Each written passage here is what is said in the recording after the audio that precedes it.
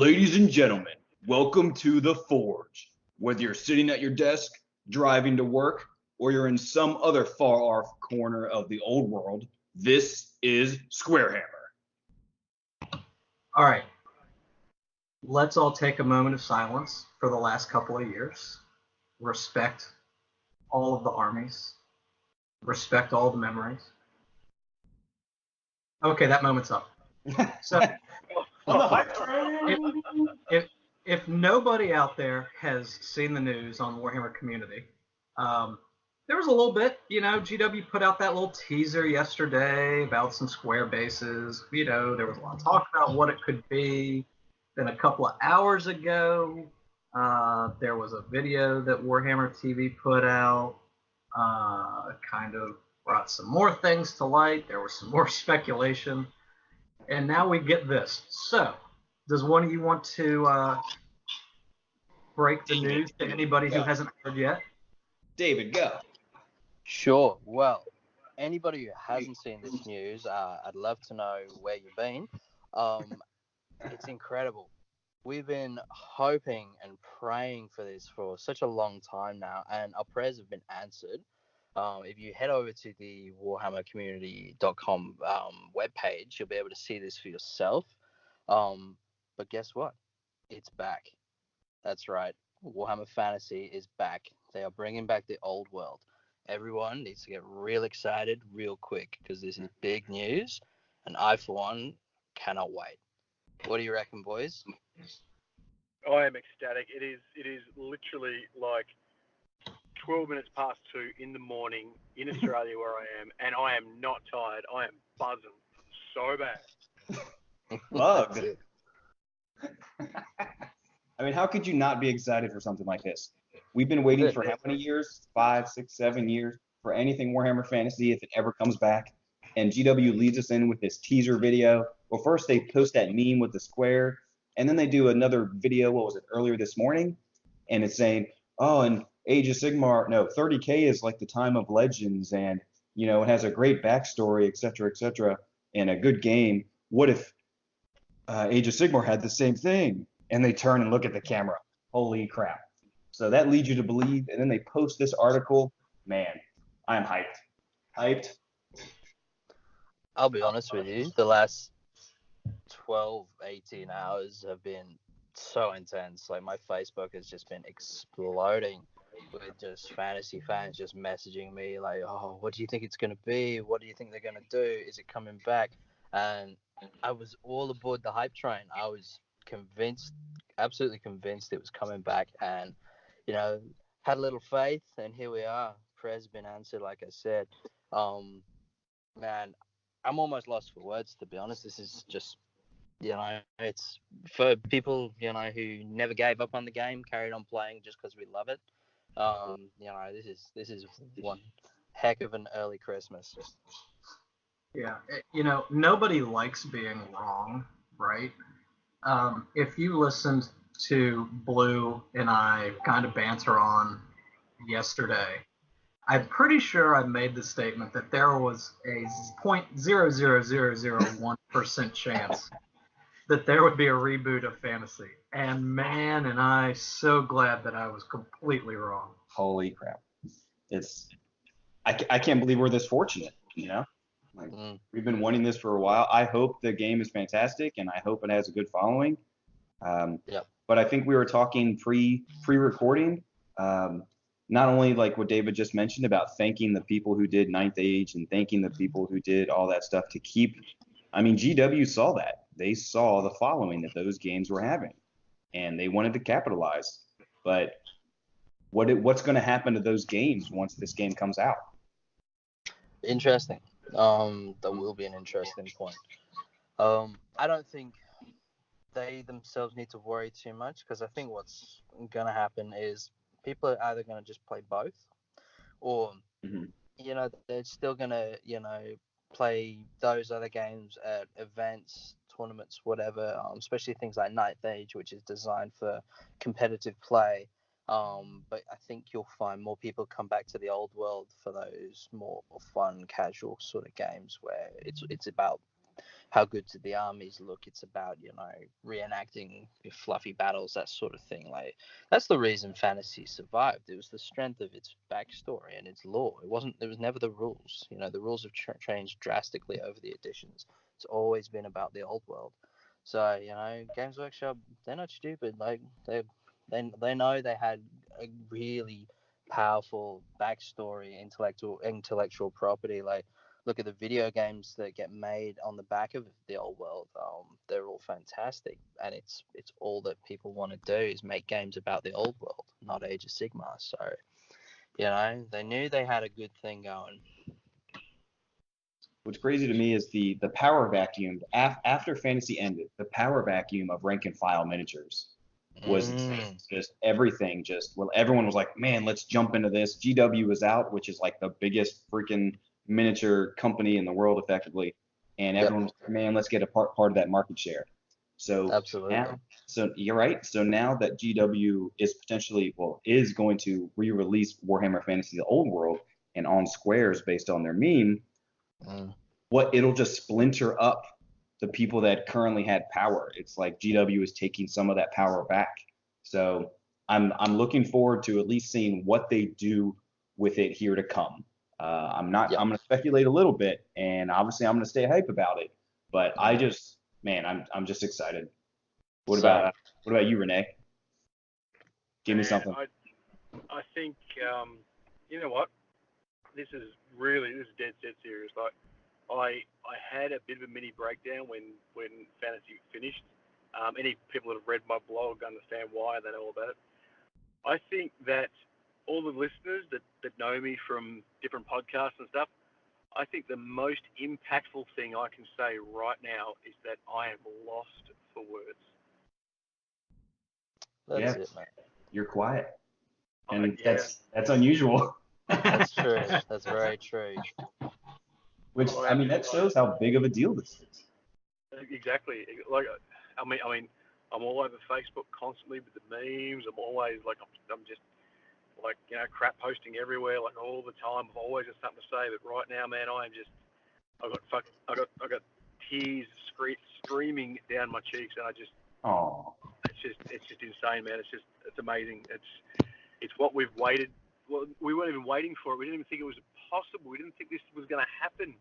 I can't say we've been waiting for it for 5 years because we just haven't been. And then in a matter of 2 days, it's bang, here you go, guys. Here's your game back. And it's just left me with no reasonable thought pattern. It's just all jumbled and just, man, it's just so emotional. It's been pretty intense. It's been a roller coaster. And it was very out of the blue. I didn't see this coming. I don't think any of us saw this coming until, a day ago, basically. It's, wow. And I think we're all in the same sort of position at the moment. We've all been following this sort of thread of speculation over the last 24 hours or whatever it's been now. And there's been so many theories and arguments and debates thrown around and, wishful thinking and just extreme excitement and hype. And now that we finally got the answer, and it's a great answer, it's, what we were all hoping for. And it's almost like we're now just like kind of crashing down a bit, but in a good way. It's sort of like now we can sort of relax and just absorb this and, look at it, more analytically in a future date and just sort of, make more educated guesses as to what Games Workshop might do with this. Like, I've spoken to a lot of people about, what they think, might be their strategy with this kind of release. Like, if they're talking over a 2 to 3 year thing, is it going to be a case of, they're going to drop rules first so people can use the armies that they've already got, that sort of thing, or are they going to do like a slow release with a starter box? Like, there's so much speculation still out there. I like how you say relax and calm down, but I'm sweating. There's no calm in my vocabulary right now. It's not. No, dude. It's Oh, look, I'm calm compared to how I was half an hour ago. That's for sure.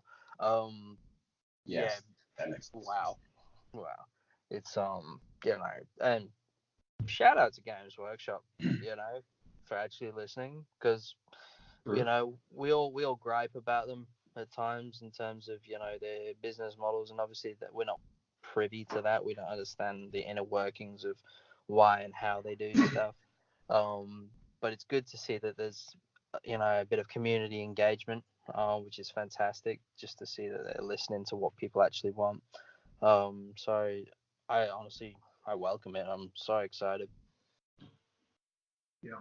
So maybe we can do a little bit of speculation right now based off of what we know about GW. Yep. I would venture to guess that this will be an entirely new range of models. Entirely new. Entirely new. Ooh. And I say that only because I can't think that GW is going to take their old molds, break them back out, and then start reproducing them. Because they're going to need to sell models in order to substantiate and support this new game. Yep, I understand that. I'd guess that these are all going to be models that feel like fantasy, and I'm sure the races will all be the same, and the factions will be the same, and I'm sure that the characters will all be the same. But I would think that they're all going to get new models. I think you're exactly on the money there, Kyle. Like, if it's one thing we know about Games Workshop, it's that they love money, and they do, and they know, and they've known for years how to part people from their hard-earned. The only thing that would make me buy new armies is exactly this. Like, I mean, I've got 10,000 points of each army sitting waiting to be painted right now, but I can tell you categorically that if this game, or when this game comes out, if there are new models, I'm buying them. Like, I won't be able to help myself. I'm buying them. You know what I mean? And I think that GW would be foolish to not do that. I mean, they may do some limited runs of older stuff, like the classic stuff, but I think that given their business model, given what we know, they are going to turn this into a big cash cow. And at the end of the day, like, while I'm on one hand going, oh my God, this is going to hurt. On the other hand, I just don't care. I'm addicted, and I'll freely admit that. I'm addicted to the old world, and I will pay. And I think that there are a lot of people in that boat. Oh, I mean, it's absolutely. If you tell me that there's going to be new Beastman models, or new High Elf models, or new Dwarf models, oh my gosh, I'm just like getting the chills. Absolutely. I'll throw my 2 cents in there. So I agree with you, Kyle. I think there's going to be new models for a bunch of different races and ranges. I think how they're going to do it is Age of Sigmar is their big game at the moment, okay? And a lot of the old fantasy models can still be used in Age of Sigmar. Some of them can, and from what I understand is they don't make the model anymore, but if you have them, you can use them in non-competitive games or something to that effect, right? So I think what they're going to do moving forward is look at Chaos Demons, how they were for years. You bought the kit, you had square and round bases in there, so you could go fantasy or 40k, whatever your choice was. I think going forward, they're going to do a similar sort of thing. They're going to bring these races out, so it'd be new High Elf Spearmen, for example. They're going to package them with square and round bases, so you can use them in either game, whichever you prefer, and they'll just come with rules for both. I think that's how they're going to do it. I agree with part of that, and I agree with part of both. I definitely think they're going to release new models, but there's no way that they would want to invest the money. Well, maybe they would, but they invest their money to recreate the basic troops of every single army. That is extremely expensive for each mold, because I think they realize that the sales would not probably outpace the investment. They wouldn't get the return that they wanted to. But for other models that are either older, anything that has not been updated during Age of Sigmar, like they updated almost all of the Lizardmen except the Saurus Warriors and the Skinks. So like for Lizardmen, they might update those two, but everything else in that range for Age of Sigmar, for Seraphon, I think is what it is, they probably will not re-update those.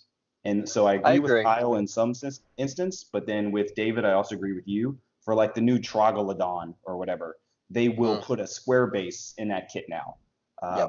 Because like they've updated the new skeleton warriors. They have all these new dwarves, or at least I don't think they would redo every single one. That would be awesome. Don't get me wrong, that'd be fantastic. But I'm not sure if they would take the time to do that. Because that's a lot to do in 2 or 3 years, unless they've actually been doing it for the past, 5 years or something. Well, that also assumes that they're going to re-release the entire range of armies at once. And I don't know that they will do that. Like, I could see them W has never done anything. They won't do that. There's no I would say they're probably going to release, I don't know, 4 armies in the very beginning with a limited range of models. See how they sell. So if you're listening, go buy the damn models. I don't care how expensive they are.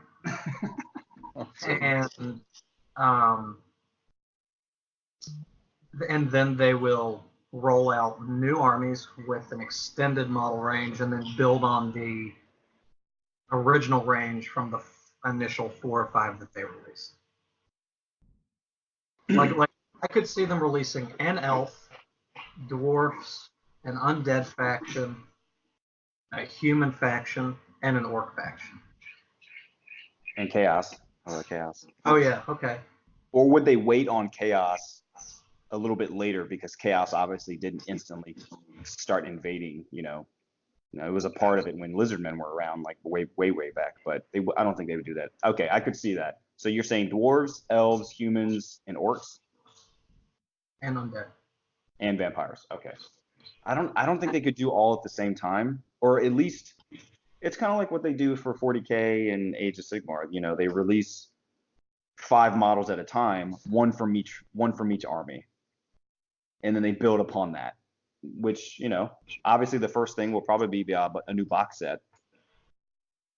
But what box? Oh gosh, that'd be so. If I was a GW and I was having to decide what armies for revamping Warhammer Fantasy, what 2 armies would I put in? Obviously, they would go for whichever would be the most moneymaker. But man, that would be difficult. It's got to be Empire, and it's got to be Orcs. No. I don't know. That's like my gut goes to Empire Chaos, but I don't know. My gut for money is High Elves and something else. No, because they did High Elves with the Island of Blood. Was that High Elves and Skaven, right? Yeah, High Elves. Yeah. You know what? The fantasy starter boxes have always been quite varied over the years, so it could go either way. You know what I'd like to see? This could be a thing.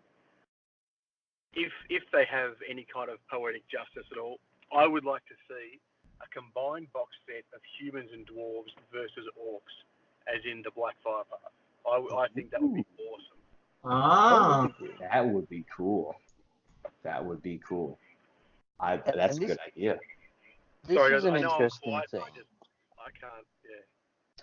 And that brings me on to a point in terms of what are they going to do moving forward. So they're bringing back the old world. They've stated that. What are they going to do about the rules? Okay, and the reason I ask that now is because you say a box set with humans and dwarves, so clearly like an allied sort of thing, how you can do in Age of Sigmar where it's all done through keywords, that sort of thing. So that makes me think, that's just sparking ideas in my head. What are they going to do with the rules moving forward in terms of army composition, but also the actual mechanics? Now we're talking about it. Are they going to reinstate a previous edition? Is it going to be completely new rules? Is this going to be Age of Sigmar rules with fantasy models or square bases? Like, what's going to happen? Are the square bases going to be the same size as they were in fantasy? Oh no! I mean, if they make us rebase everything, oh, that would suck. I didn't even think about that, Kyle. How dare you? Oh. I'm not doing it. Not doing it. Not doing it. I'll do count Look, I sass. don't. Not doing it. I don't think it will. All the pictures we've seen so far have been the standard 25 mil, the standard 20 mil base. I'm 110. I'm going to go on the record right now. I'm 110% sure we're going to have the standard bases that they had back. I'm 110% sure. Like they understand the market. They understand we old grognards. You know, we like our fantasy. We're very set in our ways. If 5 years didn't kill us off, you know, I think they understand that we are creatures of habit, and I'm pretty sure that we're going to get our standard bases back. Yeah. Yeah. One thing I will say, and this is just a sort of message out to the community, and this was an issue that Fantasy had before Age of Sigmar. Fantasy needed to be shaken up. I don't like the way they did it, because we'd all been playing it for a long time, so no one was buying new armies because everyone had everything, that sort of thing. If Games Workshop had taken a leap of faith on us and, you know, bringing back the game we love, in the setting we love, we do owe it to them to actually make it worth their while as a company, so that they can continue to support us. No you question. know, so if they do bring out new models, that makes it real easy. But, you know, start a new project, whatever it might be. Which brings me on nicely to SquareHammer's little thing that we're looking at doing, which is the Tale of Four Gamers, which was something that we wanted the community to get involved in. This has actually got a whole new breath of life into it. This is sort of, you know, like a road to the old world sort of thing now. You know, we can all as a community spend the next, you know, year and a half, 2 years, however long it takes you. It doesn't really matter. Building up your army, you know, to get it ready for when it's back, when it's, you know, getting that official Games Workshop support. So day one, when they drop a rulebook or whatever it is, you are good to go, and you can play and you can enjoy it, and, you know, arrive at the promised land. That's what it's all about. A road to the old world. I like that. That's a good. Yeah, man. So where do you imagine the timeline for this new game will start? I mean, they've said time and time again, right, that the old world is a setting, not a story, right? So do you think that there will be some fluff that prevents the end times? Or do you think the end times will just be off in its own little storyline and we'll start tens of thousands of years before? And then we'll just kind of know in the back of our minds that it eventually happens. I think this is the thing. So their little video they released with the whole 10,000 years prior, I don't think that was a casually dropped comment. I think there was some sort of thought process into that. What I don't know is current Age of Sigmar. I know it has a little bit of backstory in terms of how the Sigmar worlds were created from some dragon or something. I don't know. I don't know what that span of time is. So I don't know if current Age of Sigmar has like 10,000 years of prior fluff, you know, where it started. And then what I mean by that is, so if you go 10,000 years back from current Age of Sigmar, you get to end times or just before end times. I don't know. So apparently there is a large span of time in between the end times and what is the Age of Sigmar. Right. I don't know if it's 10,000 years. It could be more. I have no idea. Yeah, right. Yeah, this is kind of one of those times when I wish I'd paid a little bit more attention in class. Like I was that vehemently against it. I didn't want to know anything about it, and so I literally went on my way not to know anything about it. Yeah. But look, I think the 10,000 year thing, Davo, that you're talking about, it's roughly that Black Fire Pass kind of time, isn't it? Look, I don't know. That's the thing, because if you go on Imperial calendar for the old world, you know, it's set at, we call it 2500 basically. But going prior to that, it depends on which race's timeline you use. So, you know, the elves goes back way further than that, of course. For sure. You know, so different things like that. I don't know what the old world's full timeline is. I don't know how long there is between like Time of Legends and current Imperial calendar. So I don't know what setting they're going to put it back at. That could be an interesting avenue they could take. It could be the old world, but not quite as we knew it. They could shift the years back a bit. Right. I would like to see them start from the beginning of the old world, when the old ones created the world and lizardmen were like the head honchos fighting chaos back. I would like to see that.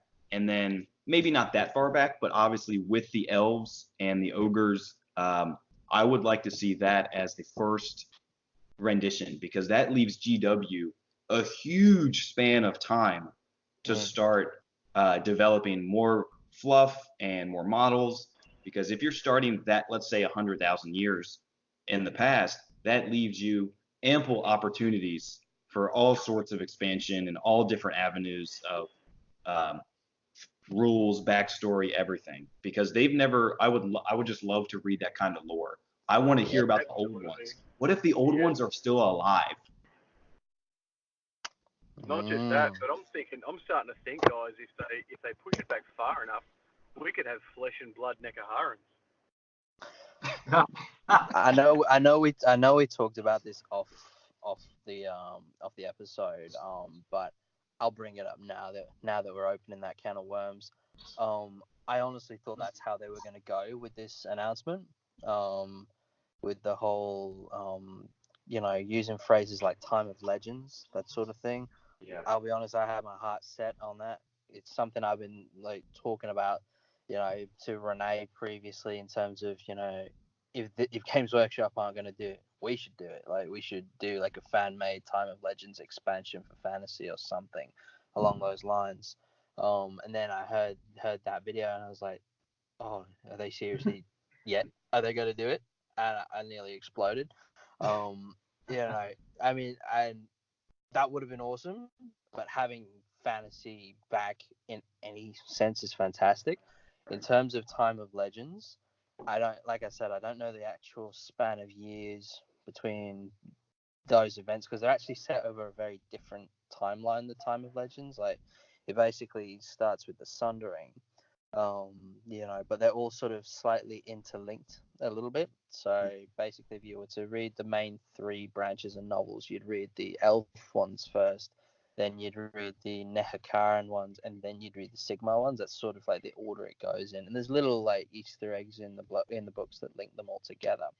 But what they could do with that is they could have, done like a Horus Heresy style Black Book series where, you have a whole book that focuses around one of these campaigns, if you will, and they could have done models for it. Campaigns, special units, the whole works. They could have based it on existing model ranges, and done a Forge World special, even upgrade kits, that sort of thing for the plastics. You name it, they could have done it. And that was one sort of avenue that I was speculating they might go down. Just to have some of those epic stories from back in the day. Much in the way that 30K is so popular. People love being able to run a Primarch, that sort of thing. Imagine being able to, take Sigma on the table, or, take Malekith back when he wasn't useless. That sort of thing. Like, right. It would have just been incredible. Taking every single ounce of Assure in my body, not to bite at that, David. Every single ounce of naked Assure in my body, but I'm not going to do it. Well, it was a compliment. Renee, you already revealed that underneath that tough, drooky exterior shell, inside you have like a warm, melty, buttery inside. I mean, it's honestly, after this announcement, all that warm, milky, buttery stuff is all over the inside of where I am right now. All over your tummy? Got it. Gross. Yeah. And you know what? There was no swears in that, so this can go on YouTube. You're right. Algorithms will not pick that up. Ah, gosh. Man, I just don't know. Like, I wish it wasn't so far away, but it just leaves so much room for speculation. Which is good. Also, I just had a thought. I guess we're all going to have to renew our subscriptions to White Dwarf. Oh yeah. Yeah, true. I've been Didn't waiting. think of that one. I've been waiting for that. Yeah. That'd be Finger good to on the get back pulse in on that. style. You know, let me just say one more thing. Make one more point. So I have not been the only person to pose the statement. What would Warhammer Fantasy have been like were GW to give the same level of support and involvement to it that it's given to 40K or Fantasy or Age of Sigmar, in the last couple of years. Now, in 2 or 3 years, we're going to get to experience that, and what an exciting time! Yeah, it is good, and I'm excited that it's this latest rendition of Games Workshop doing it, where they have learned a lot. As much as they, have their flaws and their faults, they've learned a lot from releasing a bunch of different games. Like, don't just look at it as 40K and Age of Sigmar. Whereas, they even said in their article, Age of Sigmar is the most popular fantasy game that they've done. In that, I don't know if that's by sales volume or what, but it is. It's very popular. So that can only help the old world in the long run, because it just means they've got a more well-oiled machine, supporting it. It's, it can only mean good things. Absolutely, 100%. It is just all up from here. As I said before, like, we had no hope. We weren't looking forward to anything. We were clinging on like sailors on a shipwreck, and now it's just, we've been saved and we have everything to look forward to. Yep.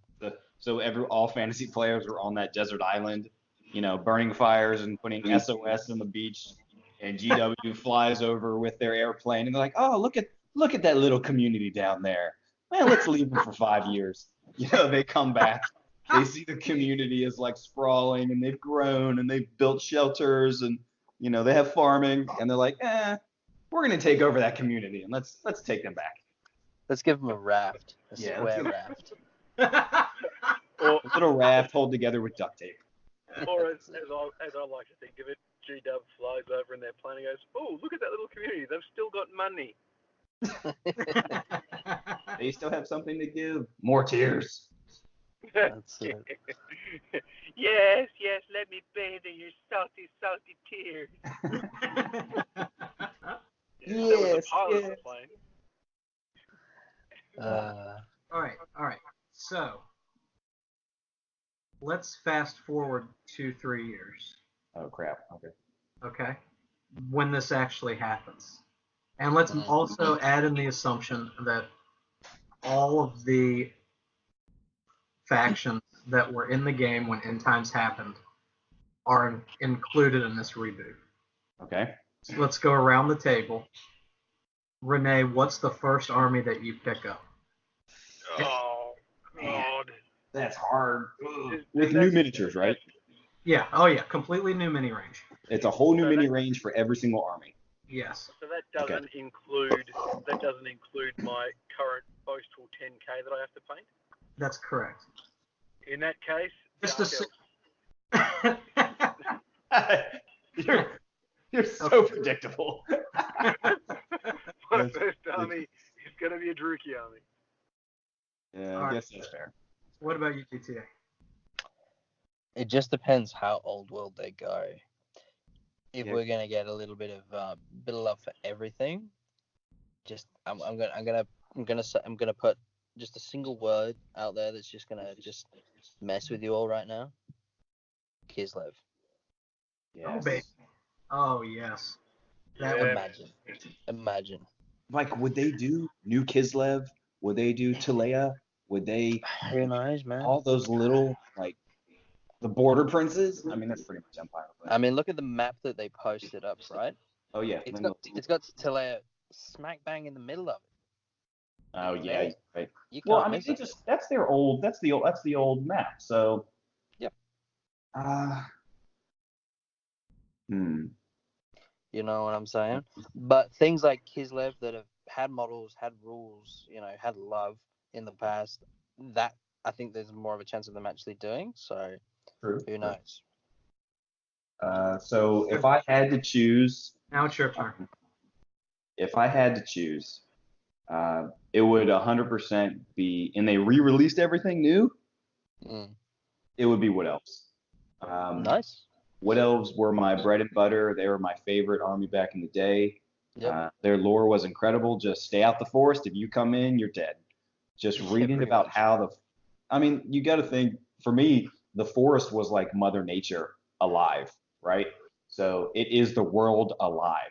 So if you like try and destroy part of the world attacks back. So it's kind of a Avatar kind of feel now that I think about it. The movie Avatar, but Yeah. definitely Wood Elves.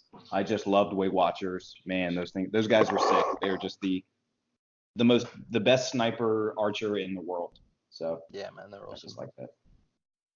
That's why I have 20 of them. Nice. I'm looking at the map right now. Because you see Kislev, but that's just the old map. So. Yeah, dude. Absolutely. What about you, Kyle? As much as I love all things Beastmen, my heart will always be an Ulf one, and I would do a High Elf army, no questions asked. Oh, but that's not in the map. Yep, they're not doing it. There's gonna be High Elf. Get out of here with that nonsense. I'm just saying. I mean, how technical do you want to get? Because Britannia is actually all High Elf stuff. So. Oh, that's a point. Britannia. Oh. If they redid Britannia, oh gosh. Dude, how could they not? Honestly, that would be, because those are models from 6th edition. They could easily redo those models and make them look excellent. I'm just saying excellent. Yeah, man. Wow. A new King Luen riding his Hippogriff. Oh, Royal Hippogriff Knights, boys. Everything Total War, all those cool units. Yep. Yes. Vampire Fist. Oh, don't even. That'd be it for me. Vampire Ghost. Vampire Ghost? Okay. Yeah. Because they're at Saratosa, which is just south of Talia. Yep. That's their spot.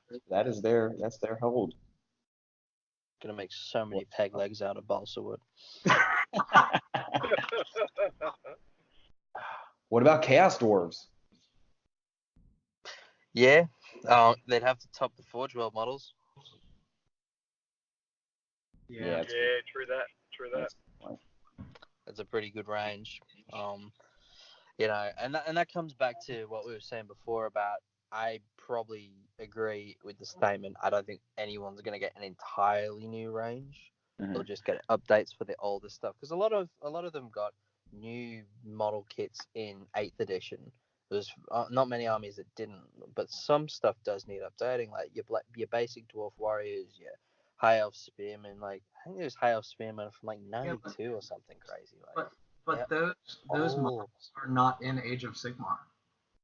Not anymore. I think they were for a while.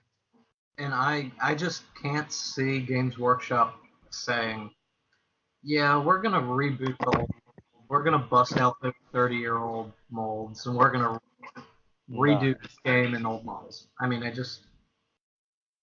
agree. No, it won't happen. Now what they may do, I mean, like Beasts of Chaos, right? For Age of Sigmar, Beastmen. The free cities of Sigmar, I think they're called, which is like your Empire, your dwarves, your elves that are still around and still have rules. Yeah. Those armies have not gotten any model updates. Like, they just took the fantasy models and said, here's a book, you can play now. Yeah, right. Could see them doing something like lining up the release of those armies in 2 or 3 years with a new book coming out for Age of Sigmar, so that those new models can be used in between the two game systems. Right, like what David said with the squares and the circles. Yeah, that's a good point. Here's a thought. I don't think they would update everything because they have so many models that are updated for Yep. Age of Sigmar, like for Sylvaneth. You know those, I can't remember what they're called, but the replacement for Treekin. You know, Yep. they either have bows or they have the swords. Yep. Like I don't know if they would re-release Treekin. They would just, you could use those as, your Treekin models. I'll be honest, that's a better Yeah. option anyway. I've been looking at doing that for my Wood Elves anyway. I replace my Treekin with those Kunov Hunters, whatever they're called. That's right. And they Because look they great. look the same. They look the same as the Dryads, and they look the same as the Treemen. So you get that Yeah. nice uniform. Yeah. It's good. They're great models. It could be as simple as Treekin cease to exist in the army, and they get replaced with Kurgan Hunter models. But yeah, I mean, mean, fluff-wise, it's sort of they didn't fit in with the 8th edition fluff for Forest Spirits anyway. Like Dryads were basically demons. Treeman was basically a big demon. But a Treekin was just a pile of logs that a spirit inhabited. It wasn't a demon. Wait, did you just say Dryads and Treemen were demons? Basically, yeah. You can get out of here right now. How dare you talk about Athel Lauren and Mother Nature like that? Come on, go. I don't know, man. Bunch of forest spirits that are bound to tainted ground by elven stone. Sounds kind of demony. That is not demonic. How dare you, sir? That's ludicrous and repugnant. I'll No. wear that. And stand by my statement. on the record now. That's it. What was I gonna say? Yeah, dude. Imagine the latest sort of sculpts that they're kind of doing. Because I'm on the record saying this a bazillion times. Some of the Age of Sigmar models, fantastic, absolutely fantastic. Imagine a whole new range of Tomb Kings. That's what I was just thinking. Dude. New chariots, new horsemen. Yeah. I don't know if they would need to redo the new, like the stalkers and the ones that ride the snake things, because those things are still. No, they were those okay things are still because great. they came out in 8th. Yeah. Yeah. Or even And the I think Tomb that might Sphinx and all that be, stuff. If I was to make an uneducated guess, put everything that came out in 8th edition on one side, of the whiteboard, everything else on the other, just draw a line down the middle. Anything on that other side, I think that's what they'd replace. I don't think they'll touch anything that came out in 8th edition. I think it's too new, and I think it all fits in Age of Sigmar's aesthetics fine enough. Because they were more dynamic, they were bigger models. They'd started to do that sort of more high fantasy heroic sort of scale anyway, that Age of Sigmar follows. So I think those ones will get kept. I agree with that. I think anything that was updated for 8th with new models will not be replaced. Yeah. And maybe except for some characters. Maybe some characters might be updated, but overall, I'd agree with that. Like High Elf Spearmen, as Kyle was saying, they're definitely get redone because you look at the Wood Elf ones, the Wood Elf Eternal Guard, they were made for 8th edition and they look gorgeous, but they won't replace those. They're too new. They're too new. Well, they also don't really fit into the Games Workshop business model of multi-kits anymore either. Like, whereas one box set has to be able to make like 3 different variants, so you buy more of it, that sort of thing. Like look at Dark Elf Spearmen that got updated for 8th ed. You can make 3 different things out of that. They look fairly monopose or whatever, but you can do it. You can make 3 different things. High Elf Spearmen, alright. Technically, you can make an old Seaguard model because you can stick a bow on its back, but it still just looks like a spearman. Now, wait, didn't they release new Seaguard stuff? Hey, wasn't Seaguard? Weren't they released like new updated? They were in the starter box for 8. Now they are the one thing that I can't sort of get my head around because they don't fit the aesthetic of Age of Sigmar in terms of they're very rigid. There's no sort of dynamic look to them. And they were starter box models. They were mass-produced sort of thing. And that starter box actually got a rebrand and a re-release for Age of Sigmar, funnily enough. Is that Spire Dawn or something? I don't know. It had Island of Blood with round bases, basically. So, It'd be interesting to see what kits they decide to change, what they don't. And this is just us, at when I'm at 2 a.m. in the morning now, and I'm, just coming up with random thoughts and ideas, and none of them are really coherent. But Yeah, you're lucid. it's sort of it's fun to speculate about it and just get excited. One thing I do think we should talk about is, for anyone who's was looking to sort of take the plunge with fantasy, and anyone who's already just playing already, that sort of thing. Where do we go from here? What happens? I think I'll start that off by saying anyone who's already playing, has been playing, that sort of thing, business as usual.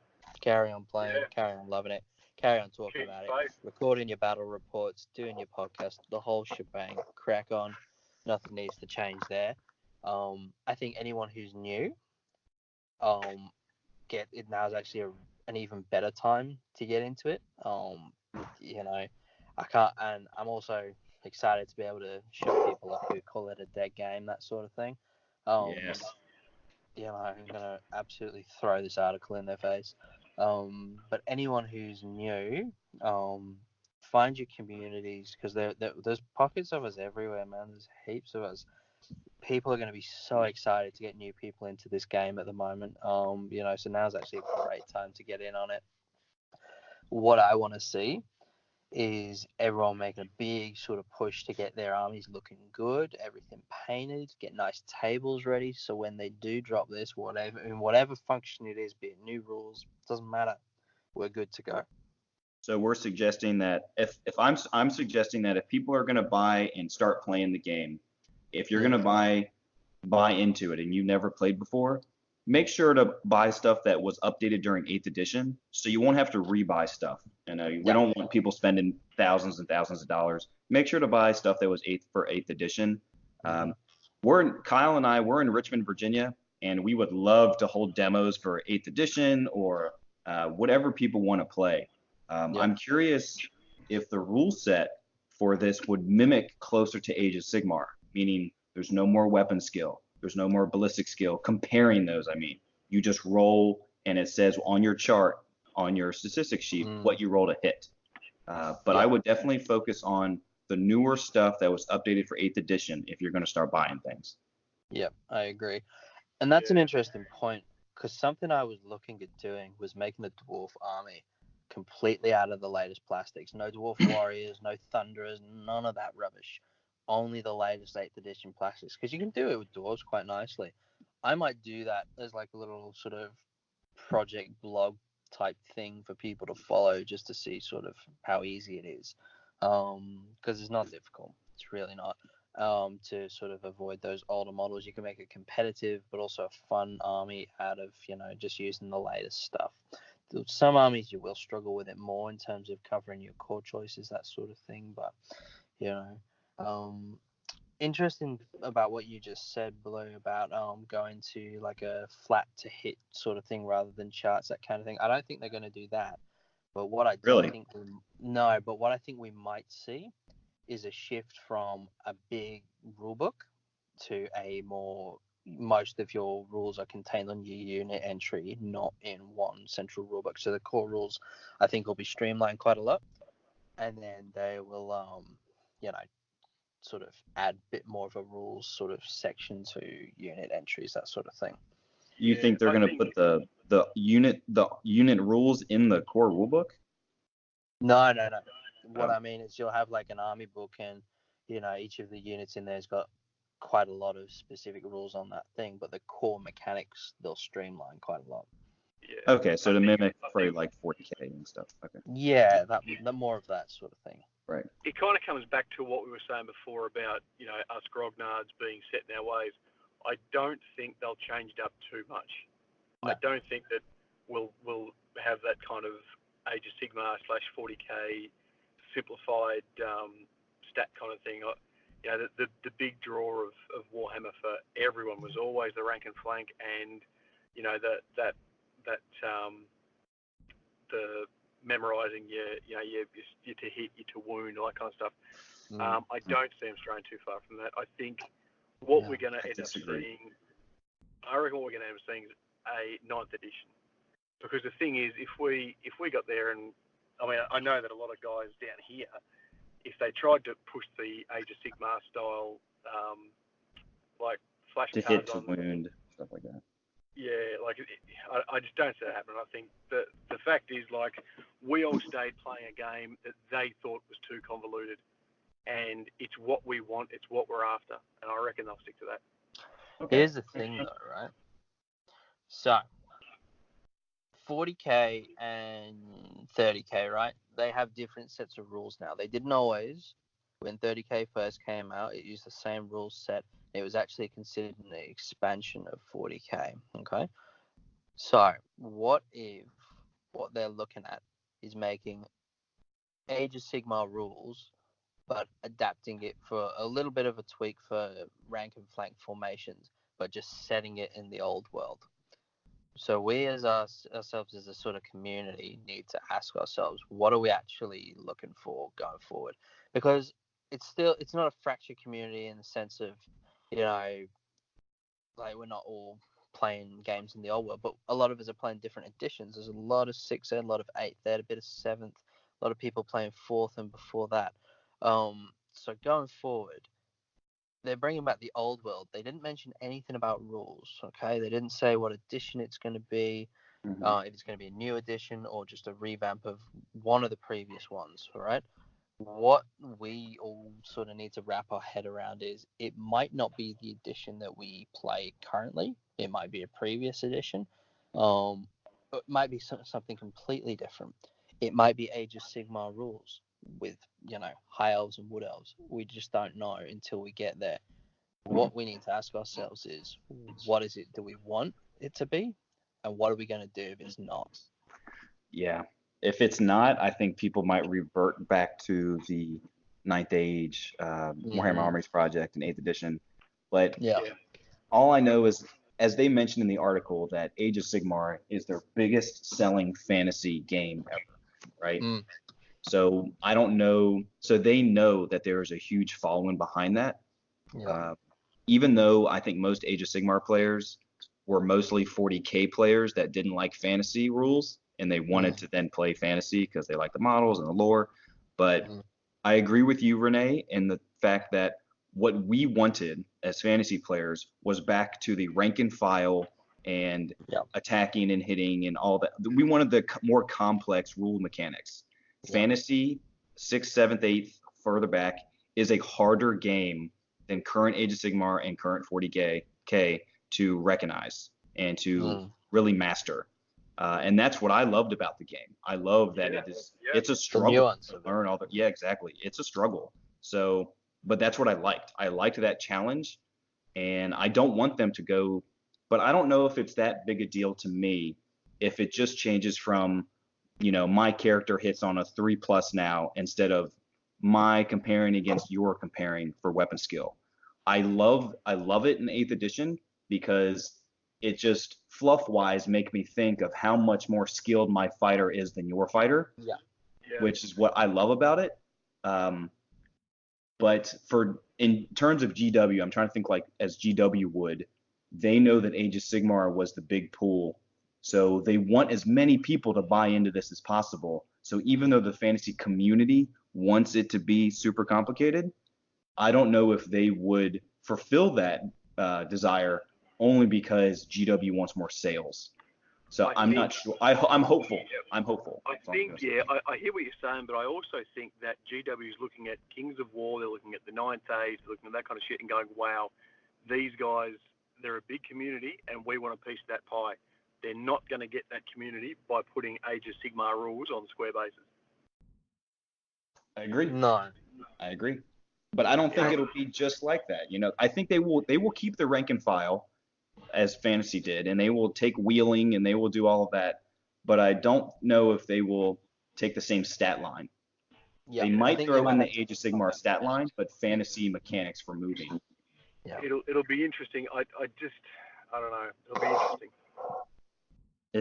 I'm more thinking along the lines of they know their customer base. They've had the same customer base for a lot of years. They know, because don't forget, 40k, although that was very popular, Warhammer Fantasy was a very stable, very, very stable fan base. Like, we weren't as big. We were never as big. But Right. by the same token, they never, ever pushed us the same as they pushed the sci-fi guys. But no matter what they did up until Age of Sigmar, no matter what they did, the same guys were rocking up year after year to buy the new books, the new rule books, the new models. We were very, very stable, and I think that's been shown to be true over the last 5 years. None of us have moved. We are like a rock, you know. None of us have moved anywhere, and I think for them to shake it up like that, to give a big change like that, they wouldn't be doing they wouldn't be getting the goal that they're trying to get. You know, they're trying to get that Kings of War, Ninth Age. Right. You know, they're trying to get those customers. But don't those games hit and roll to hit as if it was like Age of Sigmar? It's just like a 4+ and I hit you. I'm not 100%. No, not Ninth Age doesn't. Ninth Age is very much like we're used to. But yeah, so yeah, it'll be interesting. It'll be, and I think isn't Ninth Age bigger than Kings of War anyway? I'm pretty sure the last stats I read there were more players than Ninth Age. Yeah. So they okay. So I completely agree. Warhammer Fantasy players stuck around. Even after GW killed it, they stuck around and they kept playing Warhammer Fantasy. So even when they were in 8th edition, they kept playing. As you said, 40K wasn't growing. Sorry, fantasy player, the base was not growing, but they were still there and they kept buying stuff. So that's why they focused 40K, because it just kept growing and growing, and it was easy to learn. So all the new youngsters could come in and pick it up within like 2 days, if that really. So that just kept them, oh man, this is a great game. I'm having fun with friends. I hope it stays like Warhammer Fantasy. That would be amazing if the rule set is close to it. I wouldn't mind a shift away from 8th edition. I loved 8th. I love 6th. I thought 7th was good too. I don't know. I started with 5th, but I'm not sure. We just need to get GW on the line, and we need to tell them what's happening. You know, I think we could probably talk about, you know, that particular thing for hours. I mean, it's all speculation at this point, and honestly, in the next, 2 years' time, we'll be fed drips and drops to kind of piece it together as to what it's going to look like. But I think what we can all agree on is that whatever they put out is going to have some semblance to the rule set and the setting that we loved. And GW has they're a business, and they know what worked with 8th Ed, and they know what didn't work with 8th Ed from a sales point, and they will not back themselves into a corner again to where people had to buy hundreds of models to play the game, and hordes of 50 and 60 core troops, and what ultimately, from their perspective, probably killed the game and made it not as profitable as something else. So when I think about it like that, I would bet that it's going to be a game based around more manageable unit sizes. More 6th Ed. Let's just say it. More 6th Ed. Story driven, very, very. Which all of us would be completely fine with, as long as it didn't have a 6th Ed rule set. I think Hordes killed the game. Hordes killed fantasy. So. Yeah. Look, I think it'll look similar to 6th Ed, like at a glance, in terms of, unit composition, unit size, army composition, that sort of thing. I don't think the rules mechanics will be anything similar, purely because, and the cynic in me always has to say this, I always have to play devil's advocate with this kind of thing. So Games Workshop brings out Age of Sigmar. It's wildly successful, wildly popular. They're not gonna then go back to an old business model, with a release of a new game. Even look at all the other games they're bringing out now. Your Necromunders, your Adeptus Titanicus, whatever. All those different games, they've all got a smaller model count buy-in. That's the thing that links them all together, right? So I don't see them going away from that after having learned that lesson the hard way by having a game that no new people were getting into. Now, what I don't know, and I can't really predict this, is they're bringing back the old world. Now, is that to appease the old fans, or is that to give the new Age of Sigmar fans something else to buy? That I don't know. I don't know, but what I will tell you that's super exciting, and it just occurred to me. So, 40K, their intro game is Kill Team, right? You know, you buy 20 models and you play. Yeah. For Age of Sigmar, it's Warhammer Underworlds, Shadespire, Beastgrave, all those different expansions. They're very different mechanics, though. So would you say that? Right. But all of those models for those smaller scale games can all be used in the big game. Yeah. So I would not be surprised if leading up to the release of this new Warhammer Fantasy Edition, if there's not a re-release of Mordheim. I'd love that. Oh, interesting. In some capacity. I could see it. Just to, as an entry-level game where you buy a handful of models and you play a game with them. Yeah. Yeah, I mean, they did Necromunda, why not? And I don't know if you guys follow Necromunda. I don't follow it religiously, but from what I've seen, they have absolutely smashed it out of the park. Like, and that's one of the games, right, where that had an incredibly powerful and loyal sort of fan base, just like Mordheim does. Like, people still playing it. The game's been unsupported way longer than Fantasy, and it still thrives, and it's actually gone stronger since Games Workshop dropped it, because it's all community driven now. But the people who are playing the new Necromunda, who played it back in the day, so these are your old schools, your Grognards, your veterans. They're actually saying what they're doing with Necromunda now is better than the original. It's overtaken the whole rose-tinted nostalgia sort of thing. It's, they're actually bringing out a better game, but still feels like the old game. So I would love for them to do something like that with Mordheim, because Mordheim was one of my favorite games growing up. Oh yeah. So imagine that. Like, you put so much effort and heart into your Mordheim. What were they called? They weren't factions. What was your group called? Your warband. Your warband. Yes. Yeah. Oh man, I loved playing that. Having your characters grow or die in such an epic way. Oh man, that was fantastic. That was fantastic. Those are great. Very cinematic game. So I would love for them to redo it. I don't know if they would. I think if they re-release the old world, like Carl said, I think it could happen. It really could, and that'd be fantastic. Honestly, amazing. So Kyle, you think that they're going to go towards a smaller unit size? Is that what you're thinking? Yep, and I'll tell you why. Yeah. In addition to the fact that it's easier to get into the game, GW has invested a lot more time and energy into selling terrain. And I can see them releasing obviously a whole new line of fantasy terrain and scenery. But in order for them to really sell it and for it to be usable on the tabletop, your armies have to be smaller, or your units have to be smaller anyway. Yeah, more maneuverable. Yeah.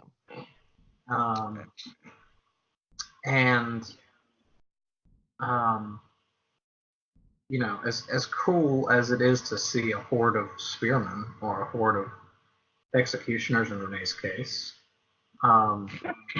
that is what killed the game from GW's standpoint. Whether it did or not is up for argument. I mean, who's really to say?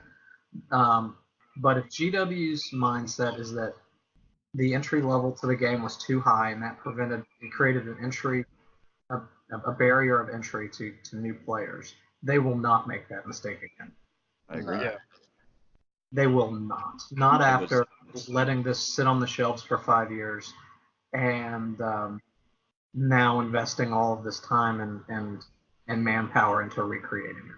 Yep, it was too costly to join, and compared to 40K, it was too complicated to understand. So there was definitely barriers. So could we see then, boys? Could we see something like and I'm just conjecture here. I don't know if any of you guys remember Fourth Ed, known as Hero Hammer. Much smaller units. The games were based around a very, very powerful hero. Your general, he was a powerhouse, like he'd take out entire units by himself. There was magic cards, magic item cards.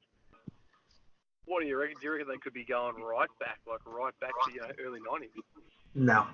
No, because that just sounds like Age of Sigmar. Yeah, I don't see that happening. Man, Renee, you just got shot down. So more like 6 Ed, you reckon? It'll be somewhere between 6 and 7 and 8. I don't know what though.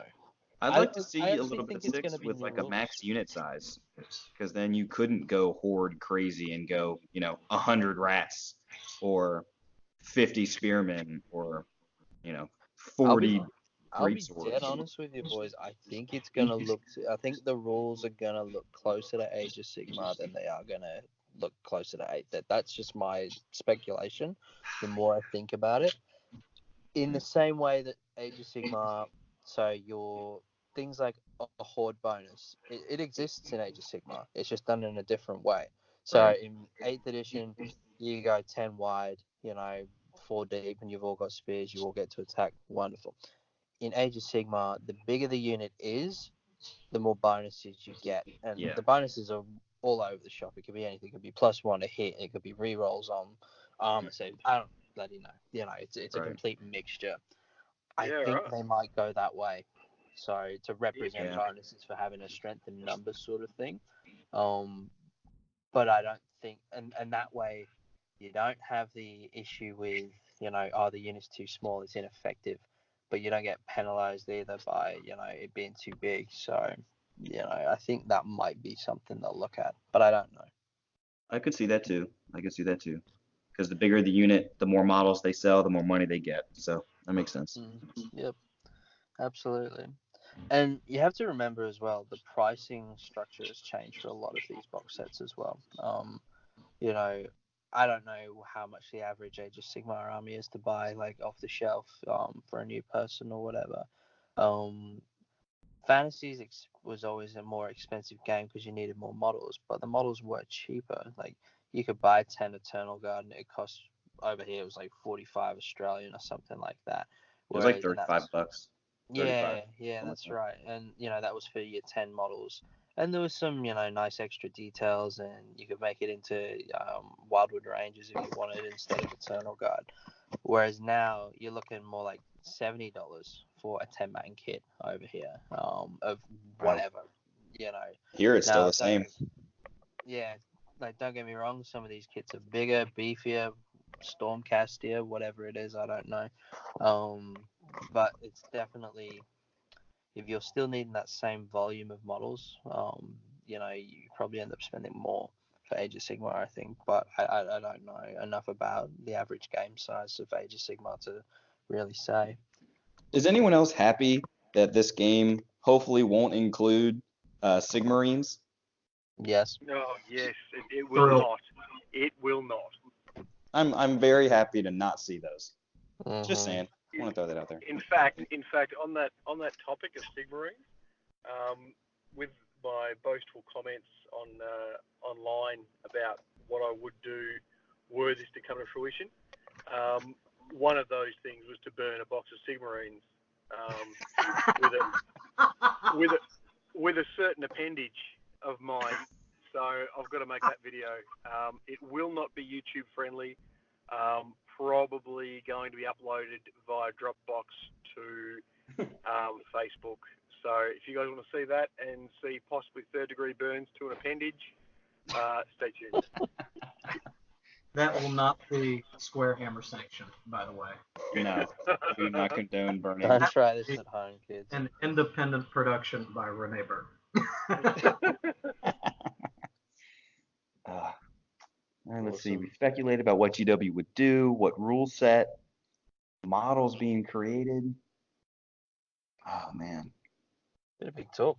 Guys, don't forget to like and subscribe. We got a YouTube channel. We got an Instagram. Come hit us up. Throw suggestions at us. Throw topics at us. We'd love to talk and speculate. Obviously, we've been sitting here for an hour just spitballing. Yep. That's it.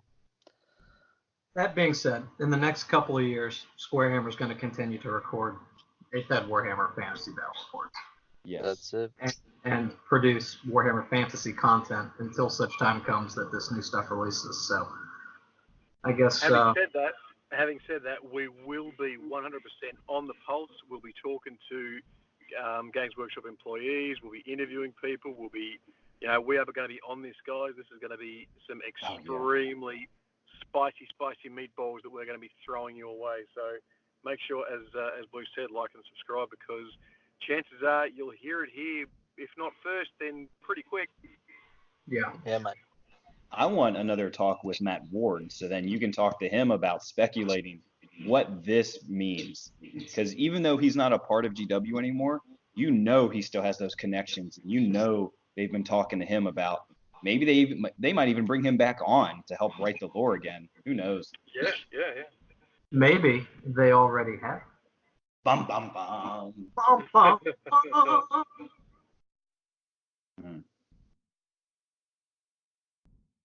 We calling it? Yeah, dude. I think I'm spent. I don't have any emotional energy left to. I need to take a nap. I know. Y'all need to go to sleep. Yeah, good luck, Renee and David, sleeping now. Not gonna happen at all. Well, you're on the job. Mate. Yeah. All right. Well, with that, let's end the show, and everybody, thank you for listening, and stay tuned for the latest and greatest. Bye, guys. Catch ya. Catch you later.